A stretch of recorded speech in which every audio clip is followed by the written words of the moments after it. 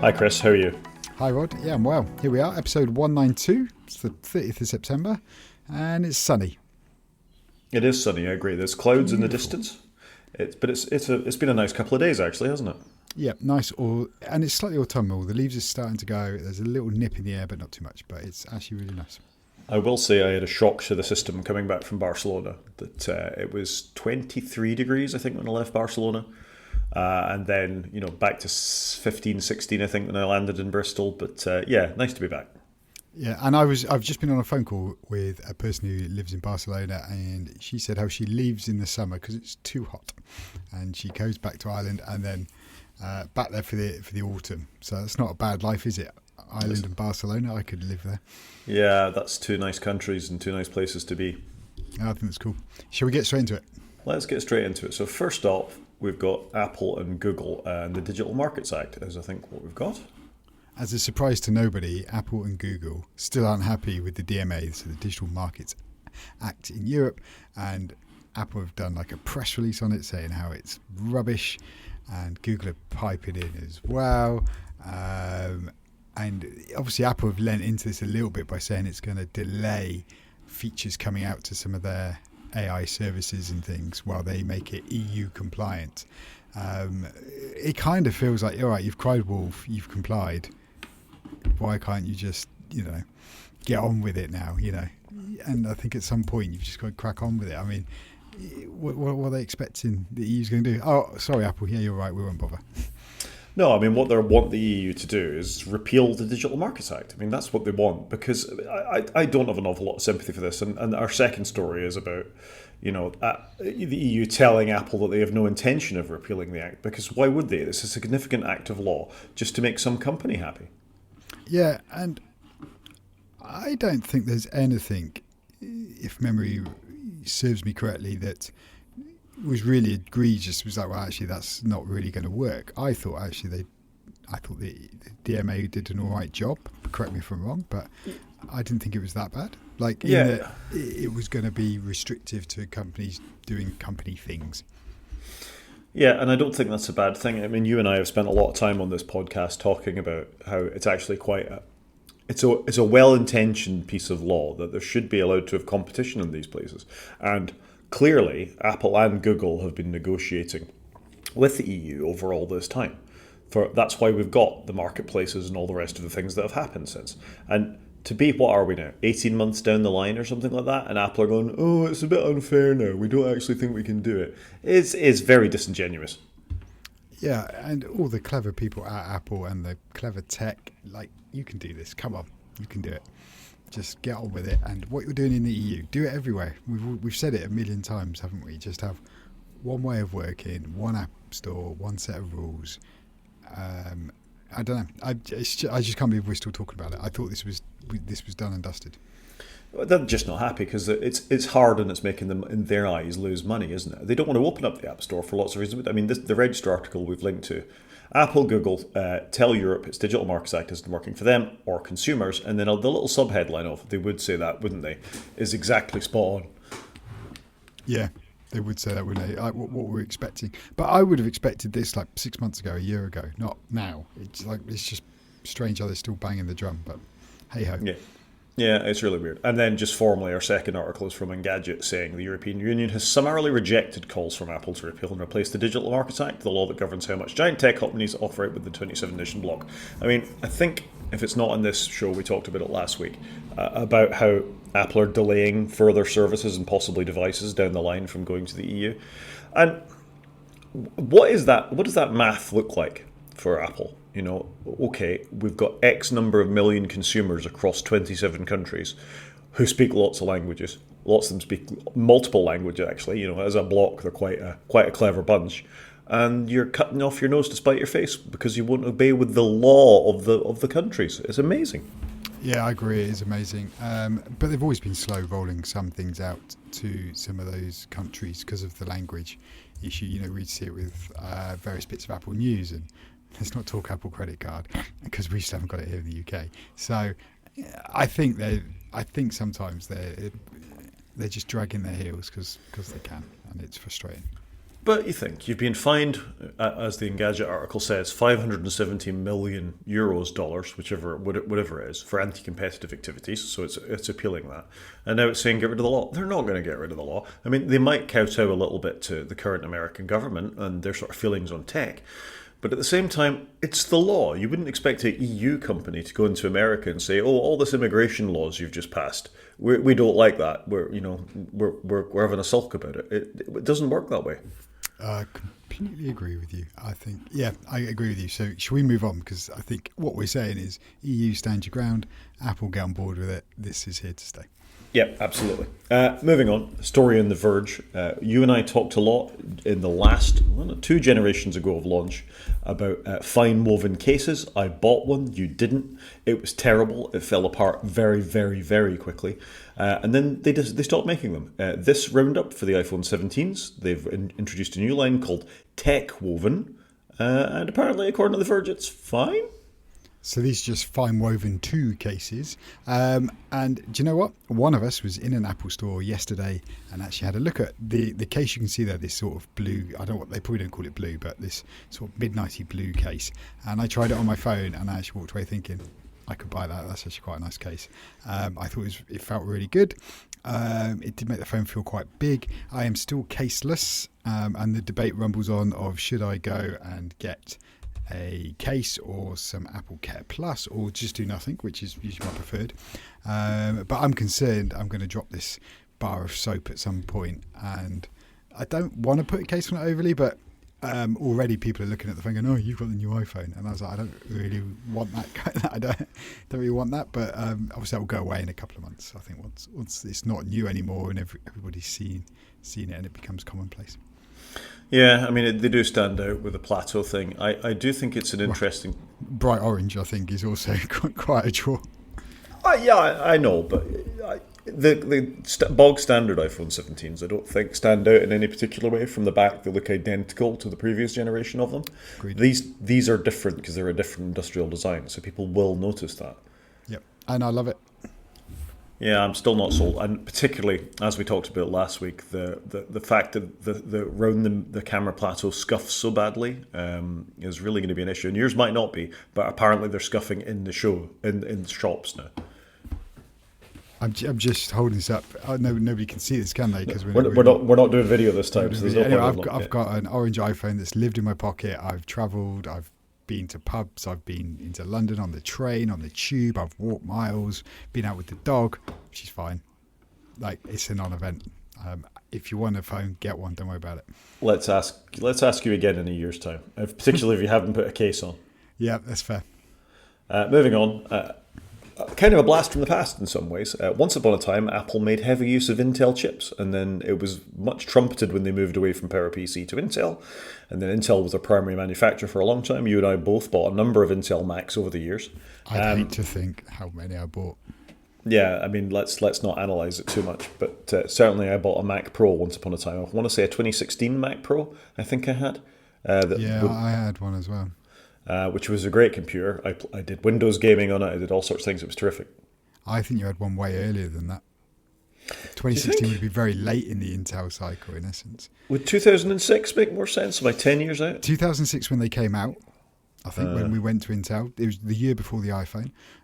But it was great. And what an intro. If anybody's ever if you haven't seen it, go on YouTube and watch Steve Jobs go, "It's true." And they dropped the E on true. We're moving to Intel. And it was a great intro. And they really got on with it, didn't they? So, yeah, we've got some fond memories of Intel. But then when they left Intel, we were as happy as when they went to Intel, I think, because obviously it run its course, sadly. And here Intel are, as the article says, courting Apple for investment because obviously they're trying to stay afloat. They've laid loads of people off. They're struggling against the ARM chips, and I think we've got an article coming up about Snapdragon.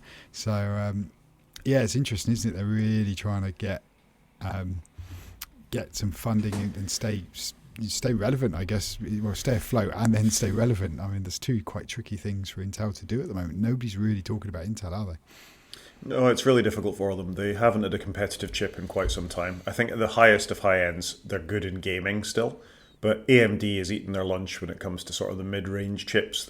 They scale better, they're better at multi-core. On the ARM side, you've obviously got Apple and Snapdragon and Broadcom and others who all make ARM chips and do it very well. And what we're seeing is the ARM chips are kind of the place to be. I mean, there's still some libraries, particularly encryption libraries and programming languages, that aren't quite as good as they could be on the ARM side. But certainly for mobile, which is increasingly where the world is, ARM-based chips are where it's at, and Intel were slow to move to higher density fabrication of chips, which is why everybody uses TSMC.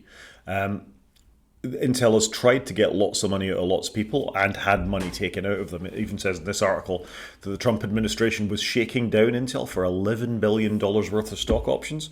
I mean, that's just insane. But yeah, I mean, it's challenging times for Intel. Yeah, really challenging, isn't it, I think, for Intel. I just can't believe we're in this world, but I think Intel reached that place where some people get, where they get too complacent and they don't sometimes see the competition catch/overtake. And obviously ARM came along and with the power efficiency, ate Intel's lunch and then some. Yeah, absolutely. Anyway, I guess we'll see. Intel are looking for Apple to be an investor. I don't really understand why Apple would be an investor at Intel at this point. No, I can't see what. I don't know. I just can't understand why they would, unless it's they're going to use their fabs and start, using them not for their instruction set, but for their manufacturing prowess. I don't really know. But they're not a patch on TSMC. Even Intel were using TSMC for some of their fabrications, apparently. But do they need to, have some separation, so they're not relying upon one vendor in one place? So I don't know. Possibly. The only thing I can think of is if the American government continues to insist that chips are made in America, and presumably Intel have fabs in America, and maybe they could make Mac Pros or something like that on an old. No, even they're made on the current generation, aren't they? But maybe a 3-generation old ARM chip in an Intel factory. Yeah, well, the Mac Pro chip will nearly be 3 generations old if the M5 comes out this year. That is true. That's true. Anyway, 2 in a Mac Pro. Yeah. Moving on and sticking with the American government, when Elon Musk and Donald Trump came to power, for want of a better word at the moment, they obviously introduced the Department of Government Efficiency. It was going through cutting waste, in inverted commas, from all government departments. So if you had multiple social security numbers and were trying to commit fraud, they were obviously just removing people left, right and centre. However, as part of that, they just made use of all manner of commercially available things rather than putting correct security protocols into place. And apparently, DOGE may have uploaded every American social security number to an insecure cloud server, according to the story from The Verge on the 25th of September. That's fairly horrifying. It's pretty bad, isn't it? And if you read a bit more of the article, I think it's like a residence and date of birth. I get sometimes you want to rush and do stuff, but you can rush and do stuff and do it in the right way. Like, there's a balance to be had here, isn't there? And they've gone too far one way. There's a balance in the middle. So this is infuriating, isn't it? It just seems a bit of a home goal. I mean, I have a problem with the premise anyway that, of course, there's going to be a certain amount of problems with a long-established database, but the people who know the database best are presumably the people that have been working for the last 5, 10, 15, 25, longer, I would have thought, in the case of social security numbers, years. Putting in a bunch of people who think they know better without actually understanding the repercussions involved and just giving them free rein to do whatever with it is almost certainly a recipe for disaster. And that seems to be, Yeah, I completely agree. But Elon doesn't like people that have been there a long time, does he? He wants to bring in his gang and do it his quick and dirty way. It was the same at X. It's going to be the same here. Well, Elon isn't even there anymore doing it, so this is all them now. Yeah, could you imagine what those couple of months were like? Anyway, I don't think things have got better, and this suggests that things certainly aren't better. Agreed. Moving on, we have a story reported on a couple of times about the Israeli war effort, government, whichever way around that goes, making use of Microsoft Azure services for not only planning military attacks, but also keeping track of Palestinian citizens. And Microsoft have, after many months, done the right thing and blocked Israeli use of data centers for surveillance of Palestinian citizens. It's good, isn't it? Yeah, I think it is good. I mean, without coming down one side of this or the other, I don't see why a big cloudy-based service should be used for any of these kinds of purposes, any sort of mass surveillance of the population, really. If you're going to do mass surveillance of your own population, as we just talked about with DOGE, you should be using your own internal secure services, not that I hold with mass surveillance of any population. But yeah, well done, Microsoft, but it's a bit horse-bolted, gate closed, isn't it? Yeah, very, very bit like Intel, very slow to react on this one. And you have to wonder slightly if deliberately slow to react, but yeah, interesting. So thank you, Engadget, for that story. And last but not least, for follow-up, unless I've missed something, is we have an Indian IT minister personally moving to Zoho Office, which is an Indian software suite for office replacement. Word, Excel, Outlook, all that kind of stuff is available within Zoho Office. It's quite well respected and been around for a long time. And he's moving to that and is recommending to citizens of India that they do too. And I just feel this is another of those little instances of people going, hang on, we shouldn't be using Microsoft stuff for all of our things. And that Zoho is an Indian company, you'd have thought you would want to back your own horse, wouldn't you? So it does make a lot of sense, I think. You know, their data is going to be held in their country. They're going to be supporting local businesses, buy local. It does make sense.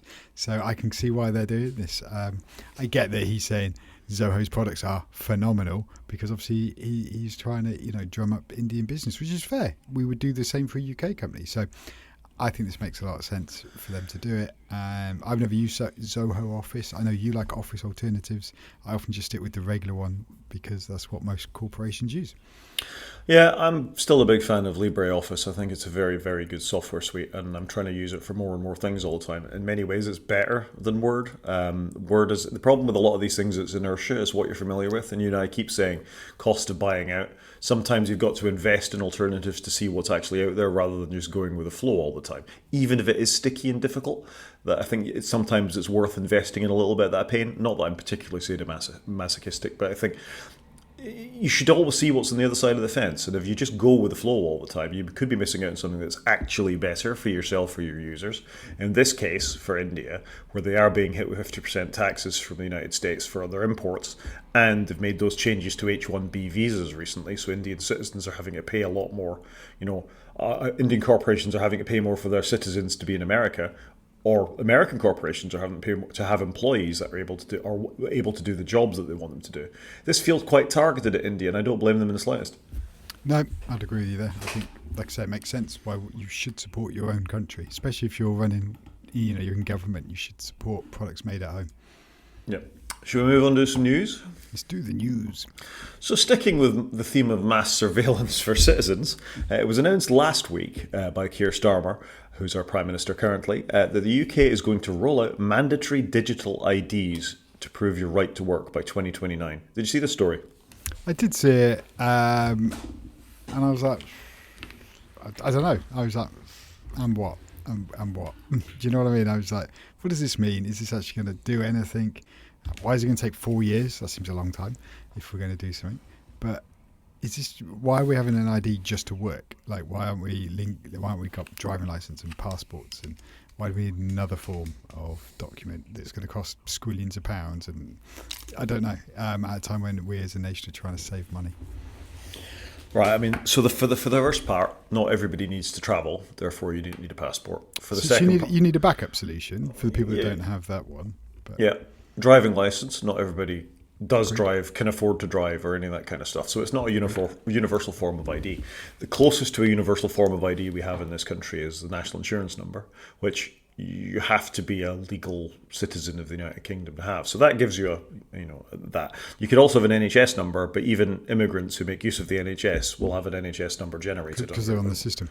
Because they're on the system, so you've got to have an NHS number to go through that. So there's a bunch of identifiers, and this is a problem in the United Kingdom. Unlike a country like Holland, where everybody has this one identifier no matter what, and you can be tracked, for want of a better word, but certainly linked across multiple records, that's a factor. This particular piece of legislation wants you to be able to produce this.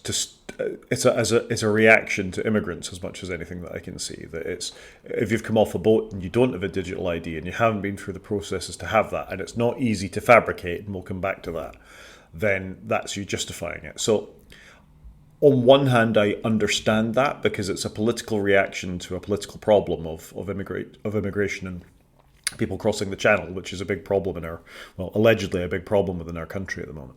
So that's this. It's not a new idea. The Tony Blair government tried to introduce a digital ID, more than 20 years ago at this point. It was actually the Conservative government under Theresa May that cancelled it. It was actually a thing that was almost up and running. So it's a bipartisan issue in the sense that Labour tried to introduce it and the Conservatives try and get rid of it. And then here we go around again, because by 2029, it'll almost be time for another government, I'm sure. I think it will be. We're definitely going to have another government by then, I think. What gets me, though, is why can't we have like an ID card for everybody? And then on it, well, you then get, I don't know, a stamp if you can drive a car. And, I don't know, a stamp if you're on the NHS, or, well, you know what I mean, or a number, or you know what I mean, you just have one card that does all these things rather than having all these different cards and services. I've struggled with it. Well, you're in my world now because that's data linkage across agencies. So, from the NHS to the Department of Social Security to ONS to, Department of Work and Pensions, whatever else it might be. I'm going to put that to one side. What I'm not going to put to one side is, though, I don't mind. Well, I do mind. I don't think you should have mass surveillance. And constitutionally, as the constitutional monarchy that we are, that it's an expected freedom that you don't have to prove who you are all the time. You are a citizen of the United Kingdom. You're not a subject of the United Kingdom. Therefore, you're free to travel around and not have to justify your identity at any point. So there's a constitutional thing that, again, I'm going to skip over. But that is something that I think people cleverer than me should have to address. What my concern with something like this is, as we've just seen with the Department of Government Efficiency, is all this stuff needs to live in a database. Who gets the database? Is it Palantir? Is it the government? Is it the NHS? And what are the securities around that? Surely it'd be Fujitsu. We've never had any problems with Fujitsu. Yeah, you're probably right, actually. It will end up being Fujitsu. Then just as the post office thing comes to an end. Yeah, they'll put it out to tender and Palantir or Fujitsu will win the contract. Never mind the fact that it should actually be a British thing owned by a British company with appropriate security in place. So all of this is to say, I think, on one hand, whenever things are mooted, like, wouldn't it be great if we had passports on our iPhones? And you go, yeah, that's fantastic. It's one less thing to carry. On the other, you've got to think about the repercussions of all these things, not only for us as citizens of the United Kingdom, but tech enthusiasts, and ultimately how everything ends up being hacked, Yeah, okay. I think I like just to travel light. I think that's my problem. But hopefully it'll be in our digital wallets, and therefore I can still travel light. But again, who are you trusting it to? There's the underlying database, but it's either going to Google or it's going to Apple, and that doesn't seem right to me. Yeah, but I wonder if they can actually read this stuff. I don't even know what the encryption is of my wallet. I'm hoping they can't read this stuff, but I don't know. Oh, have you enabled the thing in your wallet that gives you your bank balance live? Yeah, I mean, surely Apple can read that. I don't know. Sure, they've got end-to-end encryption, and they don't want to see it, do they? Why do they care? Oh, so you can buy your next iPhone, Chris. I've already done it, so then they will know that they need to lower their prices. But this is it. My balance. Not everybody's you, mate. This is it. You got to think about what the sort of ongoing repercussions and ramifications of things. And again, I'm neither negative or positive for this. I just want to consider some of the implications of planning to do this kind of thing, because it will affect us soon. Will it actually come though? That's the question. I guess we'll see. Something that has come, however, moving on to our next story, is that the Washington Post has been added to Apple News Plus. Are you excited for this? Not overly. I don't read a lot of American newspapers. It's good. It's great they've added it for no fee, but those fees are going to go up at some point. So tick, they've added something. We get it here in the UK. I tried this out earlier. Yeah, it's good. Like, who doesn't want more in their subscription? Yeah, but as you just said, they keep putting the subscription up. Mine renewed today, and I was slightly shocked to see it was $36.95, I think. Yeah, mine's that. It seems like a lot of money. It does, and annoyingly, I pay for it for some other members of my extended family too. So we're all rolled into the six slots. I think if I could have a couple more slots on there, it'd probably be worth it for me. Yeah, I guess it's a balance for them because your family is, I think you're allowed 5 people in an Apple Plus account? 5 plus you. 5 plus you. Oh, so it's 6 altogether, is it? And again, as we've talked about, how many of those services I actually use? Probably just the Apple TV and the music, really? I dip into news occasionally, very occasionally, because I subscribe to the Eye, and that's my preferred paper digitally. I barely use Arcade. Occasionally, I do use the 2 terabyte storage, or well, not 2 terabytes, but some of the extra storage. So that's something I do use. But most of it I can live without, and actually I should probably just go Apple Music and just get Apple TV when I want it, and then cancel it when I don't, like I do for the other services. And that's kind of where I'm going with this, is that maybe we should really have a proper think about our automated renewal. Although, when you start to think about how you unpick an Apple Plus account, if you've got a variety of people on there, what is the repercussions for my children in university if I stop subscribing to Apple Music, you know? And this is why I've not touched it, because it's not. If it was just me, I probably would have had a go. But because it's me, my wife, my kids, their photo backups, their phones, their music, and we do get good value out of the music. I can't fault the music. We use it a lot. My son uses it a huge amount. I'm always using it. So music is worth it. Apple TV Plus is probably worth it half the time. Yeah. I mean, it's worth thinking about, isn't it? A little bit, sort of the repercussions of these services.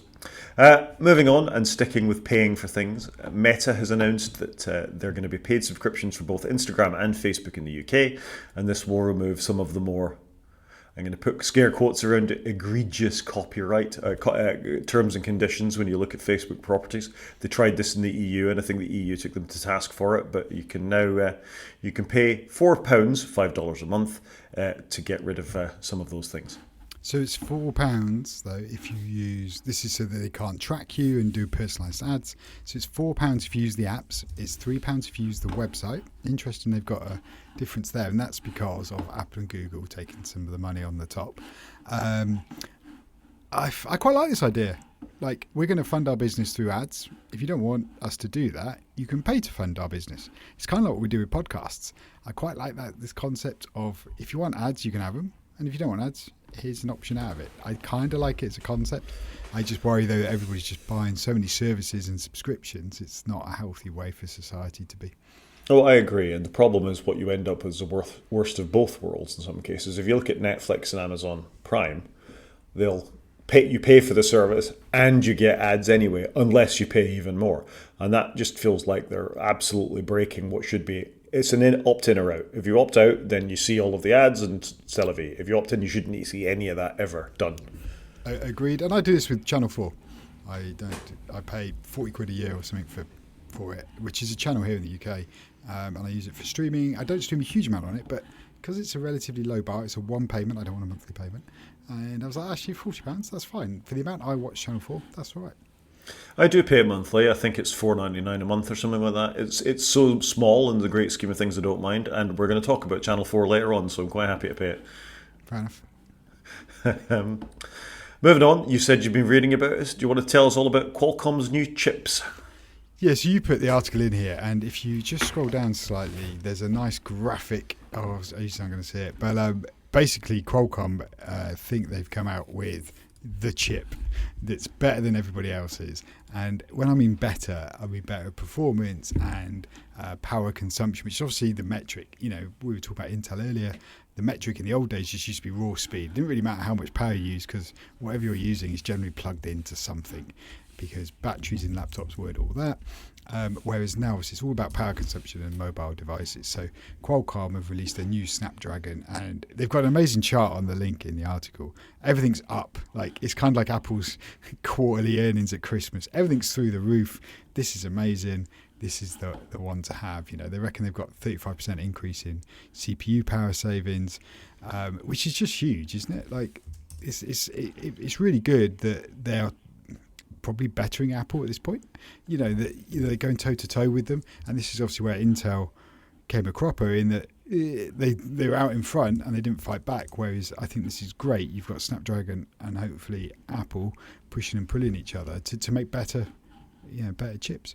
So I think it's really good. And further down the article, it's got a huge list of manufacturers it's going to be in. So it's going to be in Samsung phones, OnePlus, Oppo, Honor, iQOO, Nubia, Poco, Realme, Redmi, Red Magic, ROG, Sony, Vivo, Xiaomi, and ZTE. I don't know if I've pronounced those correctly, but what a great list they've got there of partners that's going to get this outstanding chip. It's really good. Yep. So, and it's amazing actually. When this article was published, which he frantically scanned for the date, was September the 25th. We have the first phone with this chip in it, which is the Xiaomi 17. Which looks a little familiar. iPhone-esque, but Looks screen familiar, on the doesn't back? it? That is indeed a screen on the back. That's But quite cool. here's the thing. So the point of the screen on the back is you can either animate it with something, so you can put a clock on it or a dancing panda, or use it for your calendar or see who's calling if you get your phone upside down on the desk and all the rest of it. But obviously, it's actually a high resolution screen as well. It's an OLED screen on the back of it, on the what would be the camera plateau on an iPhone. But if you're taking a selfie, you can use the rear camera as a selfie thing, and you can see yourself and frame yourself with the good camera. Yeah, that is quite cool. But the coolest thing about this phone is it's the same thickness and dimensions as the iPhone 17. It should be 16, but apparently 16 is unlucky in China, so that's why it jumped from 15 to 17 for the Xiaomi Ultra. The interesting thing about this phone is it's got something like a 5,800 milliamp hour silicon carbide battery. It gets something like 3 times the battery life of the iPhone 17 in the same size package with an extra screen on the back. That's incredible. That is incredible. What a piece of engineering. The battery on the 17 is all right, but 3 times would be absolutely insane. Yeah, I mean, I think it's an amazing thing, and Mr. Who's the Boss has an article about it, which is worth a watch actually for all the things you can do with it. But fair play, that phone is out the gate 4 days after the chip is announced with all those innovations. It runs Android. You can put all that stuff on it. Fair play, Xiaomi. I think it's terrific. Yep, it looks good. It looks a good looking phone. Yeah, I quite enjoyed the review that Mr. Who's the Boss did because it's nice to see a bit of competition in the market. I don't even mind that they've copied the iPhone 17's basic industrial design. It shows how much they leaked in China, really. All the phones look the same, though, don't they? I think, to be honest with you. Yeah, you're probably right. Moving on, a story from TechCrunch. There was a viral app on the App Store called Neon last week. What Neon did was you opted into it and it would amazingly record your entire phone call between yourself and whoever else you were talking to and then upload that. And then they'd pay you for that based on the thing that all these conversations would then be sold to AI companies to better train LLMs. Frankly, a staggering thing that anybody should opt into as far as I'm concerned. I mean, they're probably doing it anyway, but maybe it's more honest actually. You're actually getting paid for doing it.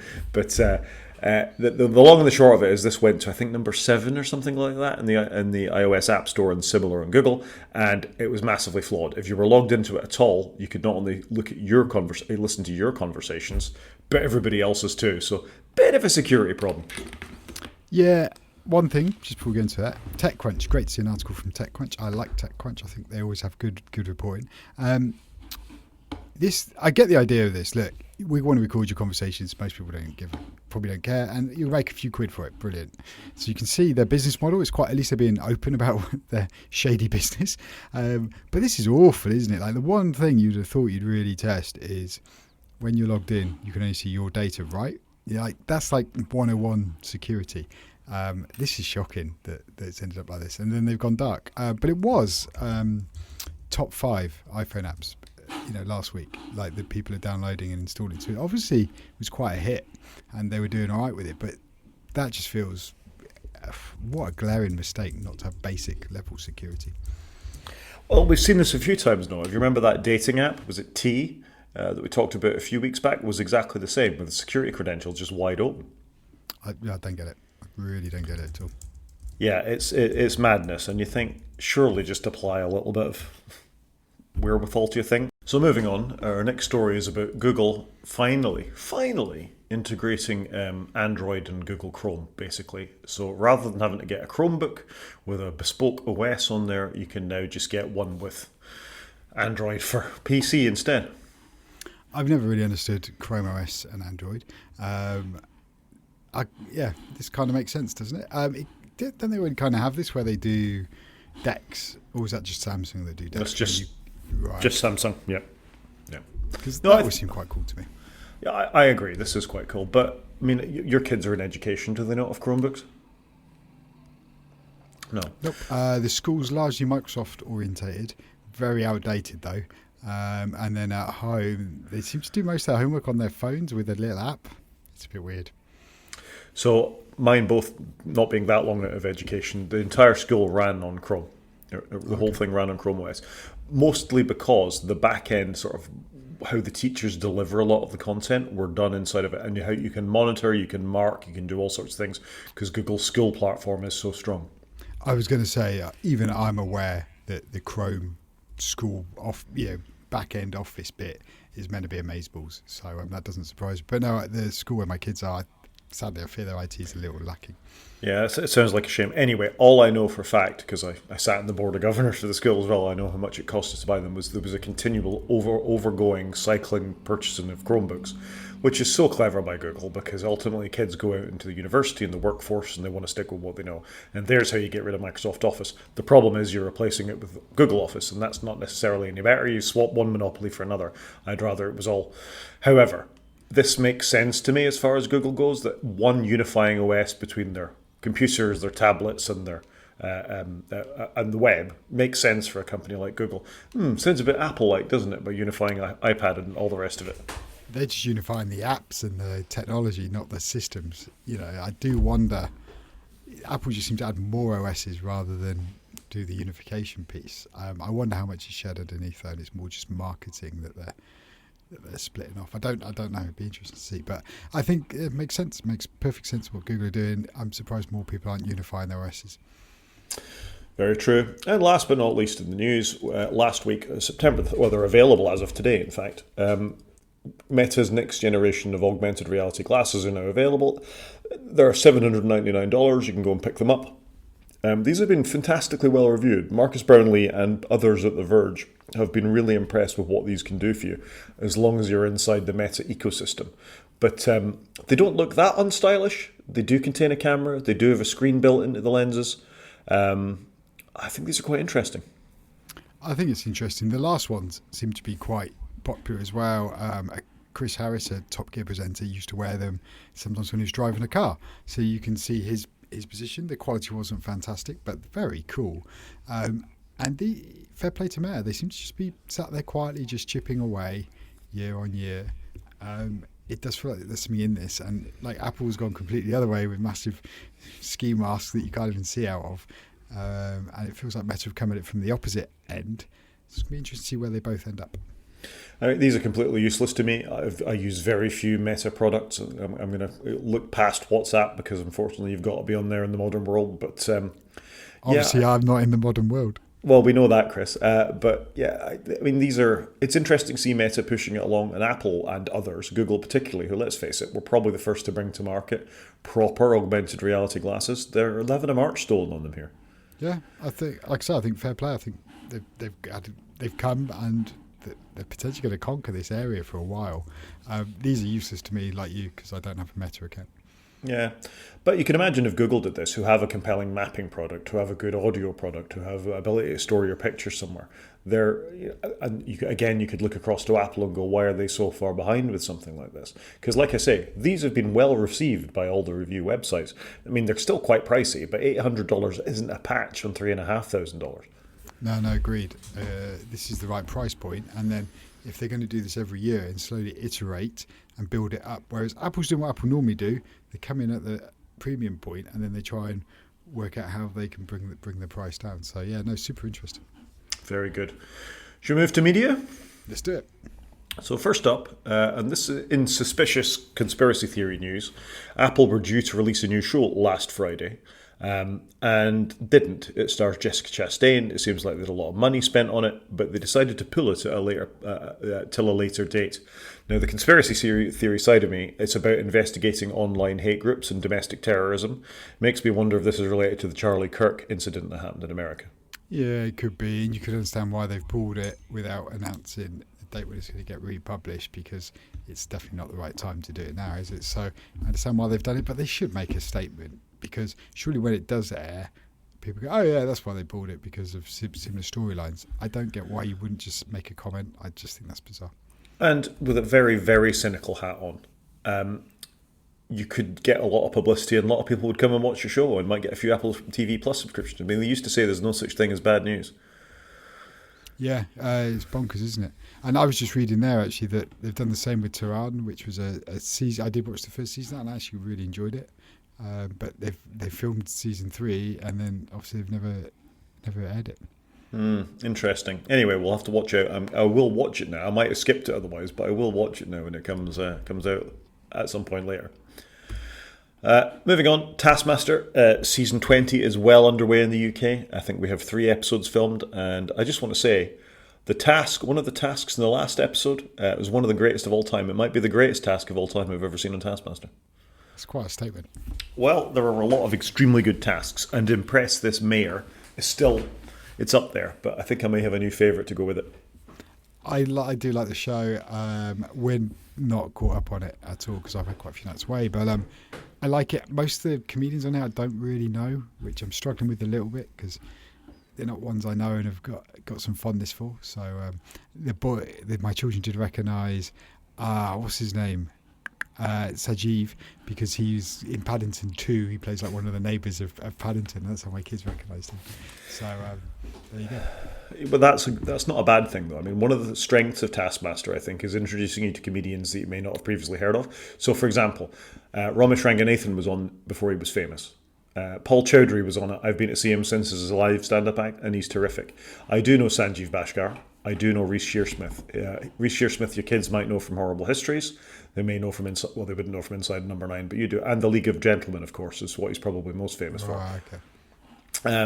I didn't know that, but for me, normally I get two that I know and 3 I don't. And I agree with you; it's a good way of introducing you to new people. But this time, I'm even further on the back foot, I think. I think go with it. As usual, you warm to them very, very quickly, and they're a Agreed. good group. Just to say, Taskmaster is excellent as always. Really. Slow Horses. Have you watched the first one yet? I'm partway through it. It looks great. I like Slow Horses. I love the books. I'm just about to start the 9th book, so I'm looking forward to it. How are you only partway through it? Did you stop watching it? I just slot stuff in around life, and usually my children talk to me whilst I'm trying to watch something, so I then pause it and don't always get back to it. I was a bit worried about this. The Guardian review only gave it 3 stars out of 5, which I think is the lowest I'd ever seen for a Slow Horses intro. However, I watched it, and I think it's a pretty strong one. It's a good start. Yeah, I think it will be good. It was quite a strong start, to be fair, and Gary Oldman's excellent. He's so good. Yeah, it almost goes without saying that Gary Oldman's excellent. True, but you don't want to get complacent, do you? No, that is fair. Speaking of complacency, I've gone back to my happy place of my Bond rewatch. Managed to get a film in this week, a couple of films in actually, and I'm on my last Roger Moore film. So a couple of nights ago, I did A View to a Kill, Roger Moore's last one, with possibly the best theme song in any Bond film. That could be contentious as well, but I thoroughly enjoy Duran Duran's A View to a Kill in this. Yeah, I wouldn't disagree with that statement. I think it's a strong song. This is a strong movie for me. Yeah, it's funny looking at this and looking at the critics and the audience's review of it. I feel they've been very harsh to it. It is brutal. I think the problem you've got though with like the popcorn meter is you kind of need to time box some of it. You kind of need ratings when it first came out and then decade them afterwards, because otherwise you're just going to end up skewing it because some things won't age well. I actually quite like this film. I like the chase at the start with the Renault that gets cut in half. The whole Christopher Walken character, where they go out in France to the horse place. I think it's quite cool. The ends are probably a bit weak where they're on the fire truck and stuff, but it was a good film for me. I really enjoyed this. And Christopher Walken, fantastic. Yeah, he's really, really good in this. He plays the sort of the bad guy possibly as well as any Bond bad guy ever done. And Grace Jones is terrific in it as well, as sort of the hench person as Mayday. I think Moore is definitely getting a bit old by this point to be playing James Bond and recognise that, and this is why it's the last film. But this is a stronger film than Octopussy. This is a stronger film than Moonraker. And like I say, killer theme tunes, some really good set pieces like the Renault chases you're talking about. The bit with the airship and the fight on the Golden Gate Bridge, I can live with it. They had some good locations in this film. Like, you've got him there on the Eiffel Tower, in the shot. So I think it's a good film, but maybe it's rose-tinted because I watched it a lot as a kid.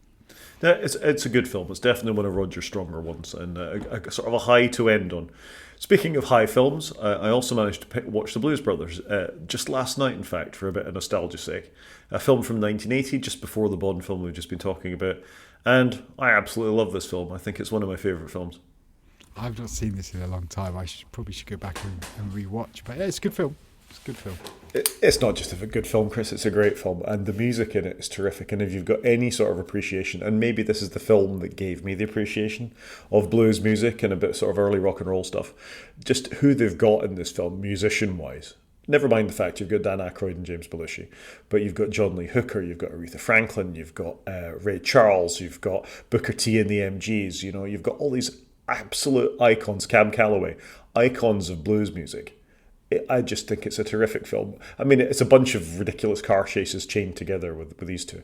But it's just a terrific film. And the actors that show up in it, John Candy, Carrie Fisher, obviously Aykroyd and Belushi, and all the others as well. It's a great film. It's a good film. And it's done really well. It's 92% from the viewers. So, you know, it's obviously still well liked. It's aged better than A View to a Kill. Definitely. MasterChef. Just finally, MasterChef, the Series 21 is finished. The winner's been crowned. Greg Wallace was there for most of it, but then weirdly disappeared partway through and got replaced. Which was just a bit odd. But do you know what? I actually really enjoyed the show where they edited out people because apparently some of the contestants didn't want to be in it. I think they did a good job. I didn't really notice it. I just think I like I've always liked MasterChef. It was good. It was good telly. And I'm glad they aired it because the guy who won, the candidates that got to the final deserve their moment in the sun, don't they? They've been through it. What blew my mind, though, is they filmed it like a year ago. So it's crazy how long they sit on some of these things. Yeah, I mean, I feel no attraction to this show at all. I had no problem. I have less problem with John Turturro than I do with Greg Wallace, but you're right. It feels like he was collateral damage. It does a little bit. But Greg Wallace needed to go. Should have gone several seasons ago from the sound of things, frankly. But I lost interest in this show about 10 years ago, maybe 12 years ago, and it's never done anything to bring me back. No, well, they haven't changed anything. But I generally quite enjoy it, so I was happy. Fair enough. Games. I don't think we've got a huge amount to talk about in games, actually, but let's do the bits we have got, unless you've played some, Chris, and you want to share. I've played nothing, but I do have game news, which I'll put onto the end for when we're done. Good stuff. So first up, long-standing stalwart of the gaming industry, Electronic Artists.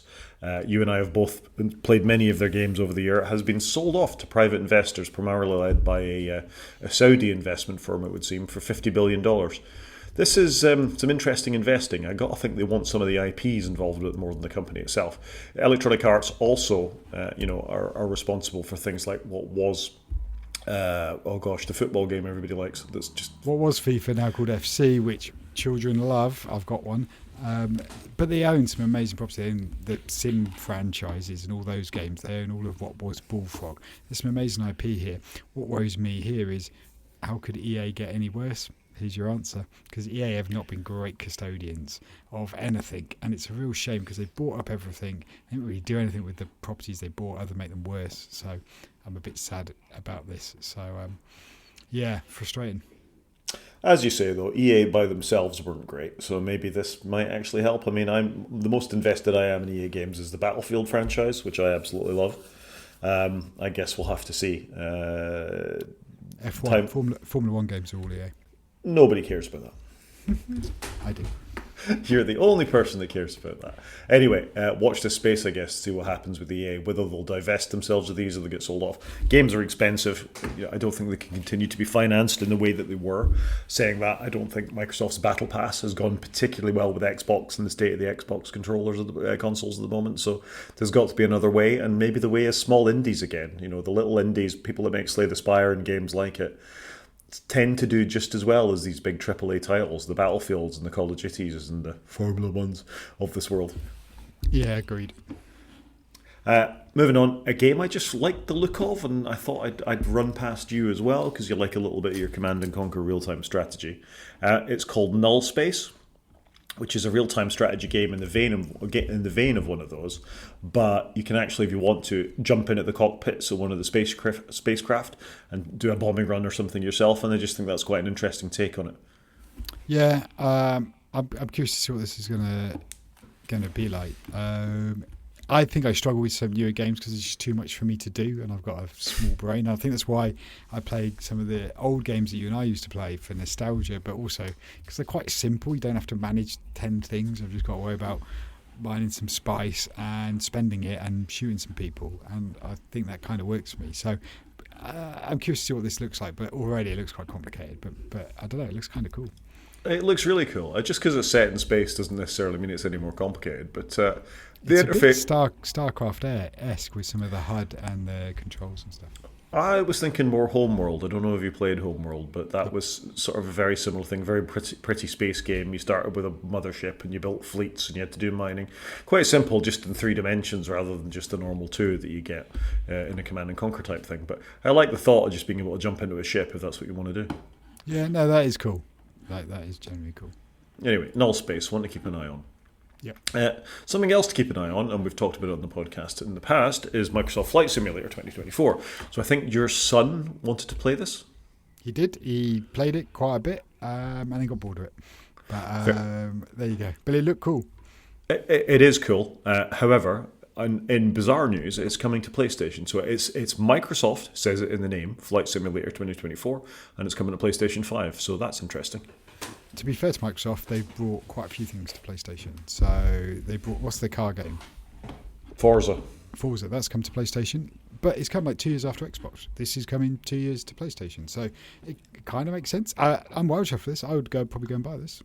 Just to have a little noodle about on my PlayStation. That's probably the level I'm at. I mean, I can understand why your son got bored with it. It's commercial aviation, isn't it? It's not like you command an F-15 and go and blow stuff up. You've got to find your own fun. And a lot of that fun is in a very methodical way flying from one airport to another. However, I think you can find fun in that. It's interesting looking at some of the streamers that stream this game. They do things like find challenging landings in places like Madeira. Or I was just thinking there with the hot air balloon that's advertising the thing, you go and do your own Zorin from View to a Kill and hover over the San Francisco Bridge if you want. Yeah, we'll probably pick this up at some point when it's a bit cheaper because there's not a lot on the PlayStation I'm looking for, so this will get a bit more life out of it. Well, you've got Battlefield 6 due any day, Chris. Not my bag. You're so wrong. You're so wrong. And last but not least, GT7 Spec 3. So, as much, you know I love Gran Turismo 7. They are doing a major free update that comes out at Christmas. And it's going to have a couple of tracks, some more cars, some new tyres, just lots of extras. Like, how cool is that? Like, that they're doing a bit more work on a game that's 3 or 4 years old and you're going to give it to everybody for nothing? Like, I quite like that because that will make me go back and play it a little bit more. Yeah, I'm in 2 minds about this.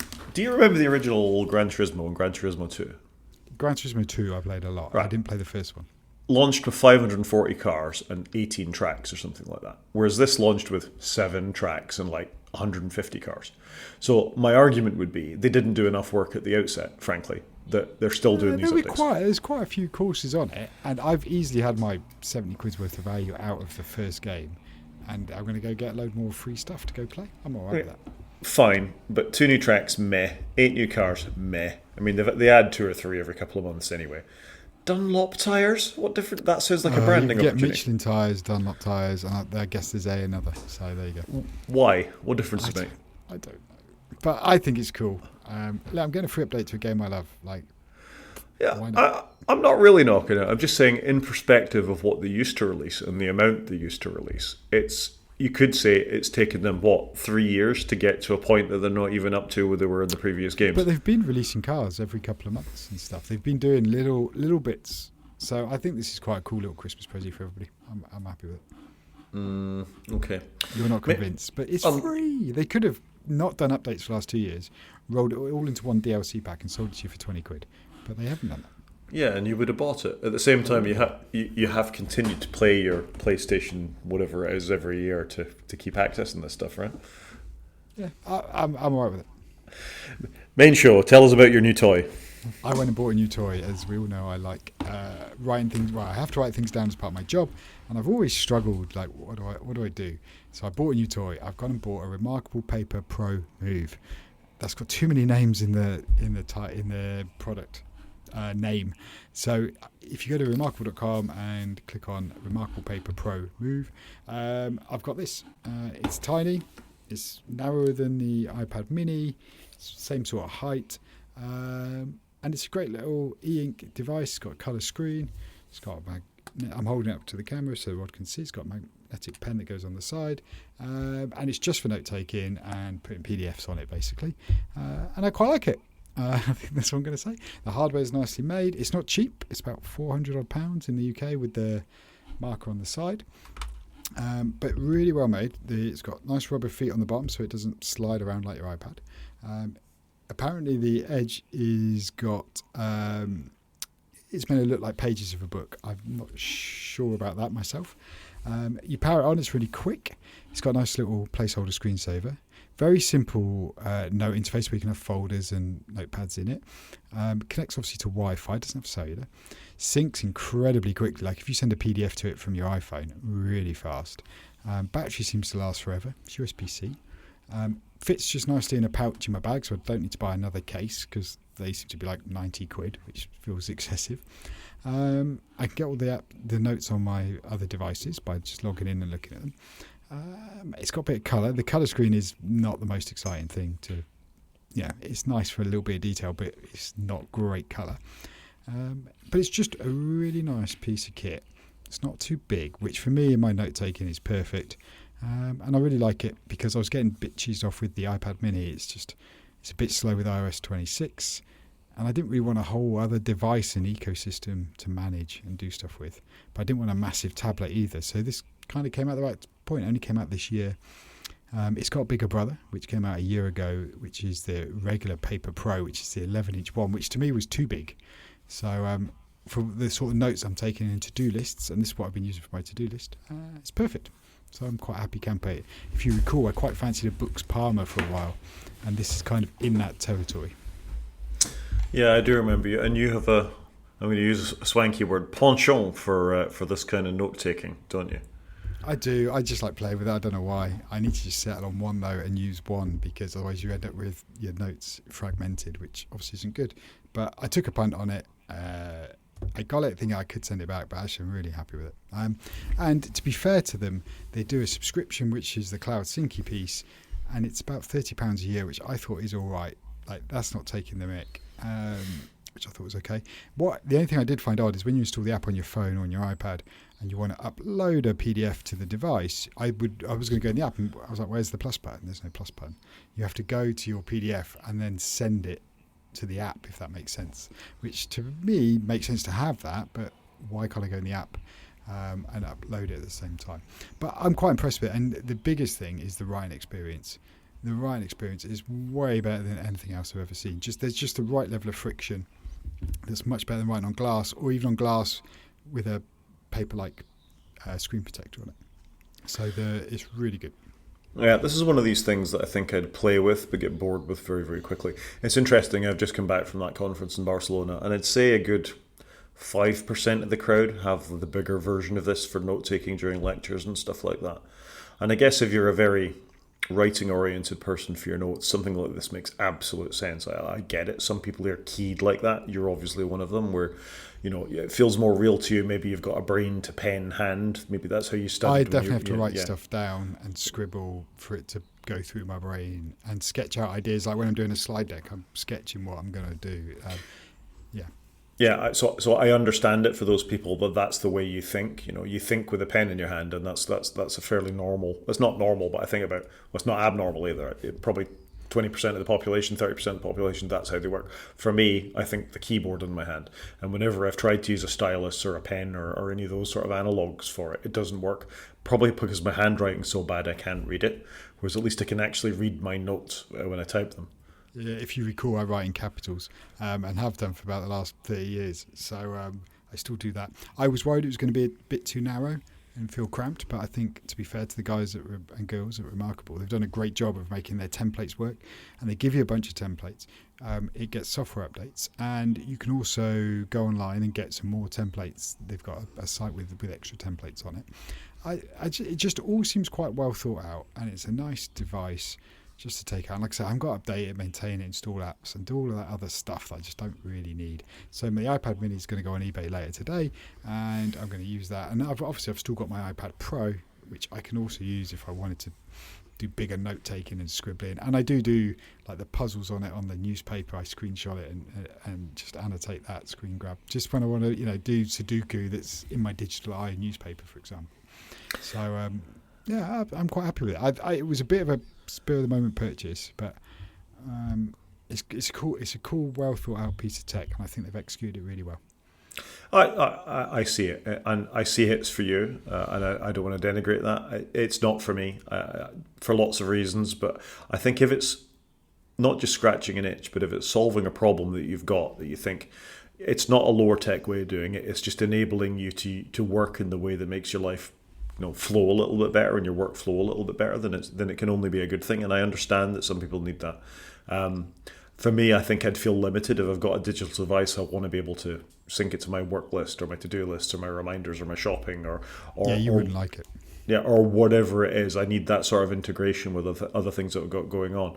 If I'm writing a shopping list, I pick up my phone or my and I know it syncs to from my laptop to my phone if that's what I want to do. This is just yet another set of notes that's hanging around out there. However, if you can integrate it into your workflow and you have got those notes and you can action them in a way that's useful to you, great. Can you use it as an ebook? Can you put .mobi files or something on there? You need them DRM free. So you can, I believe, read ebooks on it, which is good. The one thing I do like about digital notebook over just a regular notebook, though, is you can have a notebook per person that you meet or per system or per project. Whereas obviously if you just have one notebook, your notes just end up in a continuous stream of what you've done that day. Whereas actually sometimes you want them in separate notebooks, but you don't want to carry around 5 notebooks with you, for example. So that's the one bit of digital note-taking that I think wins over on a regular notebook. I don't know. I'm looking at my just bog standard Apple Notes, not even in Notion, and I've got notes, expenses, lifeguards, MS. I've got my various notebooks. But that's digital note taking, isn't it? So yeah. I was trying to find that bridge between digital and physical, and I think hopefully I found it.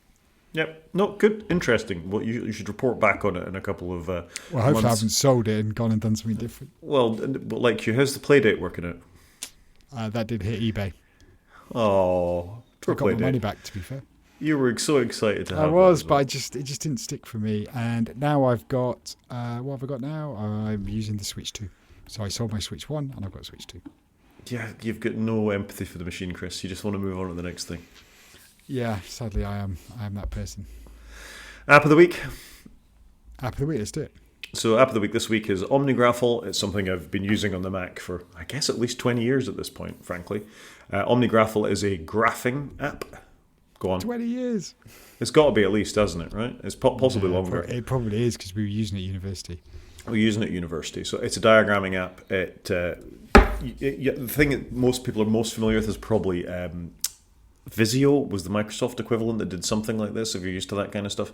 However, what it did that lots of other things didn't do was rubber band. So if you connect two of your shapes with a line of some sort, you could actually move them around. And it came with the good stencils, and it was very Apple-y. You could apply opacities and things, and your canvas would grow as big as it needed to be, and it would export to lots of formats, and still does all these things.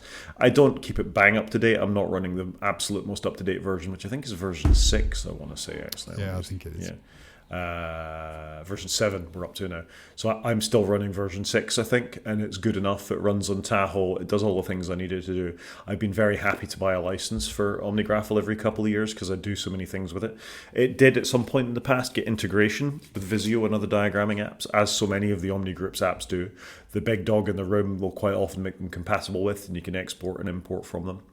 I might talk about one of the open source equivalents to OmniGraffle, which I have used from time to time, but if I quickly need to get a thought down or a flowchart down, or trying to chart how patients will consent or something like that, and visually explain it to other people, OmniGraffle is the first thing I reach for. It's just such a great prototyping tool for lots and lots of reasons, and I love it to bits, and it's been one of the mainstays that will keep me coming back to a Mac.